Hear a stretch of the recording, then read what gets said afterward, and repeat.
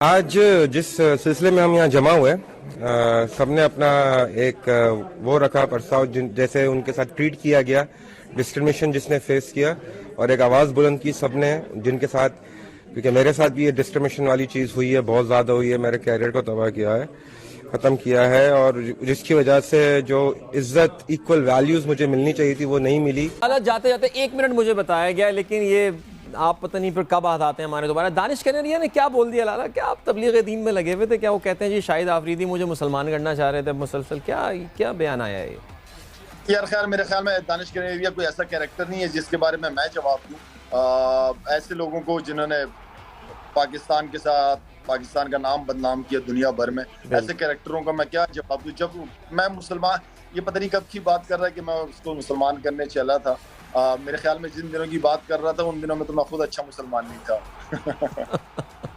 बस लाला मेरे ख्याल से यही एक एंडिंग नोट है। जिंदगी ले लेता, 4 बॉलों पे 1 रन बना के बाहर हो जाता, तूने जिल्लत की जिंदगी ली। हाँ नहीं, पहली तो 23 बॉलों पे मजाक बन गया, कमेंट्री बॉक्स में मजाक बन गया इनका। एफपी भाई पूरे का पूरा टप्पर लेके तस्वीरें, फैमिली पिकनिक, वेकेशन, तुम्हारी ऐसी की तैसी, तुमने पाकिस्तान के नाम पे धंधे चलाए में ये औकात कर दी तुमने। पाकिस्तान कर दी क्या? इंडिया से खेलोगे क्या? ऑस्ट्रेलिया से खेलोगे? अमेरिका अगर पाकिस्तान को बेसबॉल में मारता ना तो मैं कहता कि अगर किसी बेशरम ने आमिर को ट्रोल किया, अबे आमिर। आज जिस सिलसिले में हम यहाँ जमा हुए सबने अपना एक वो रखा प्रस्ताव जैसे उनके साथ ट्रीट किया गया, डिस्क्रिमिनेशन जिसने फेस किया, और एक आवाज़ बुलंद की सबने जिनके साथ, क्योंकि मेरे साथ भी ये डिस्क्रिमिनेशन वाली चीज़ हुई है, बहुत ज़्यादा हुई है, मेरे कैरियर को तबाह किया है, ख़त्म किया है, और जिसकी वजह से जो इज्जत, इक्वल वैल्यूज़ मुझे मिलनी चाहिए थी वो नहीं मिली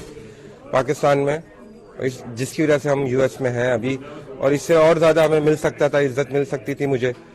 और सबने, जो लोग आए हुए थे उन्होंने सबने अपना जो है वो डिस्क्रिमिनेशन के खिलाफ बात करी है, जिस तरीके से पाकिस्तान ने ट्रीट किया है उनके खिलाफ बात की है।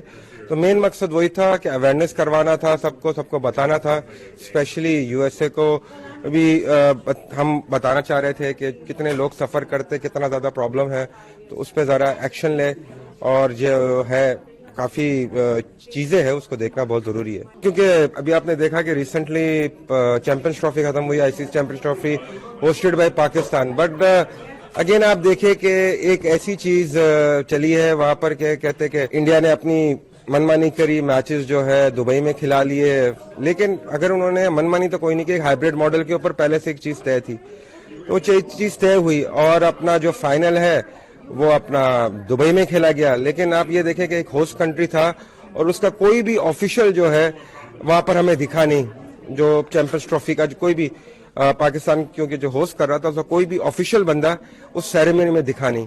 तो दैट इज वेरी सैड कि आप अपना एक होस्ट कर रहे हो और आप फाइनल के दौरान आप नहीं आ रहे हो। आप 1 घंटे तक दहशतगर्द वहाँ दहशतगर्दी करते रहे, ठीक है, वहाँ तक 8 लाख फौज में से कोई नहीं आया, और जब आए तो 10 मिनट के ऊपर पाकिस्तान पे इल्ज़ाम लगा दिया। तो आई मीन कि खुद ही ब्लंडर्स मारते रहते हैं, खुद ही लोगों को मरवा देते हैं, फिर उनकी वीडियोस दिखाते हैं कि नहीं वो तो जिंदा है। तो आई मीन इस तरह का ना करें। हमने हमेशा देखिए दहशतगर्दी आप किसी कोई भी मुल्क, कोई भी मज़हब सपोर्ट नहीं करता, और हम तो हमेशा अमन की, पाकिस्तान हमारा दीन इस्लाम अमन का पैगाम देती है हमेशा। हमने हमेशा इंडिया के साथ अच्छे ताल्लुकात बनाने की कोशिश करते रहे हम लोग हमेशा। हमें काफ़ी थ्रेट्स मिलती रही वहाँ से, टूर से पहले हमें ये भी नहीं पता होता था कि हम जाएंगे कि नहीं जाएंगे।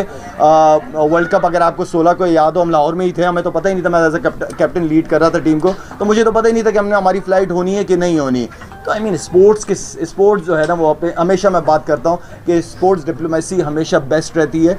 स्पोर्ट्स की वजह से ही आपकी कबड्डी की टीम आ जाती है इंडिया से, यहाँ क्रिकेट नहीं खेलते आपस में, तो करना है तो फिर पूरी तरह बंद करो, अगर चलना है तो पूरी तरीके से चलो।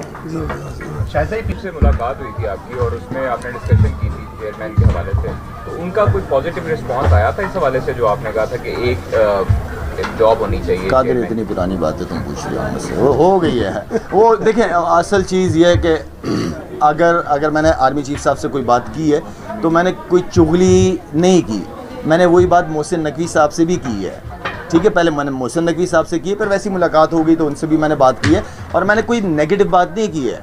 मैंने मोहसिन नकवी साहब को भी वही बातें की हैं कि सर दोनों चीज़ें बहुत बड़ा फ़र्क है। और दोनों पीसीबी एज अ चेयरमैन और इंटीरियर मिनिस्ट्री, कोई मजाक नहीं, बहुत बड़ी बड़ी जॉब्स हैं ये। और मैं चाहता हूँ क्योंकि मोहसिन नकवी साहब ने डिलीवर किया है पंजाब में एज अ सीएम, उन्होंने डिलीवर किया और उनको काम करने का शौक़ है, वो काम करना चाहते हैं। लेकिन मैं सिर्फ ये चाहता हूँ कि एज अ पीसीबी चेयरमैन आ जाएं वो, हमें कोई इशू नहीं है, लेकिन एक जगह, दोनों में से कोई एक जगह चूज़ कर लेंगे तो काम करना इजी हो जाएगा। और मैं चाहता हूँ कि मोहसिन नकवी साहब की नज़रों के सामने सारा काम हो, हर चीज़ एडवाइज़रों पे नहीं छोड़ी जाती, खुद भी आपको देखना होता है। डोमेस्टिक की कमेटी बनाई गई है सर रिफॉर्म्स करने के लिए, उसमें डायरेक्टर डोमेस्टिक ही नहीं डाले गए।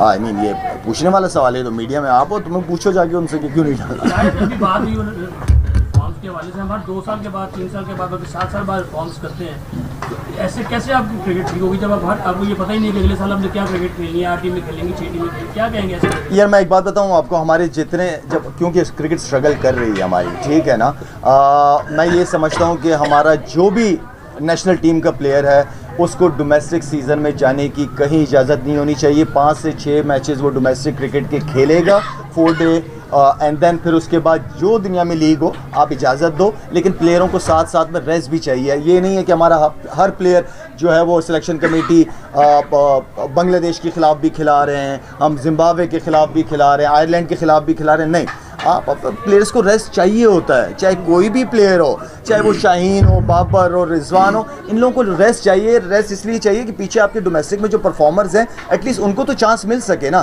तो मैं हमेशा से कहता रहा हूँ कि आपकी बेंच स्ट्रेंथ स्ट्रॉन्ग होनी चाहिए। जो प्लेयर अगर शाहीन अंदर खेल रहा है ना, तो उसको ये पता है अगर मैं परफॉर्म नहीं करूँगा तो पीछे एक लड़का बैठा हुआ है मेरे तैयार, वो मेरी जगह आ जाएगा। तो कंपटीशन होना बहुत ज़रूरी है। शोएब अली कभी भी खेले हैं फिटनेस के हिसाब से, आप भी बड़े फिट हैं। नहीं, ये तुम्हारा ख्याल है कि मैं फिट हूँ। उनको देख के आपका दिल करता मैं भी प्लेयर खेलूं। नहीं, मैंने जितनी क्रिकेट खेलनी थी बहुत ज़्यादा खेल ली थी मैंने, और मेरे ख्याल में शोएब मलिक अगर खेलना चाहता, फिट तो है वो, फिट तो है, लेकिन ज़ाहिर बात है फ्रेंचाइज़ की भी एक कोशिश होती है कि कोई एक्सपीरियंस्ड हो साथ में। और शोएब कंटिन्यू क्रिकेट खेल ही रहा था, प्रैक्टिसों में मैं उसको देख रहा था, थोड़ा सा एक्सपीरियंस को साथ लेके चल के कप्तान को भी सपोर्ट मिल जाती है एक तरीके से। हाँ,